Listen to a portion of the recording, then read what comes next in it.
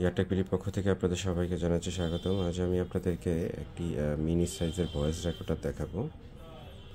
এই হচ্ছে সেই ডিভাইসটি। এটি হচ্ছে 8GB built in memory, extra memory card লাগানোর প্রয়োজন নেই। 8GBতে আপনার 10 থেকে 15 দিনের রেকর্ড হবে।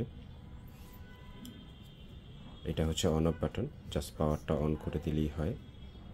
আর এখানে হচ্ছে একটা হেডফোন লাগানোর জ্যাক আছে, সাথে একটা হেডফোন দেওয়া আছে। ডিভাইস থেকে যদি শুনতে চান তাহলে হেডফোন দিয়ে শুনতে পারবেন। এটা হচ্ছে চার্জিং কেবল, আর সাথে হচ্ছে আপনার ইউজার গাইড।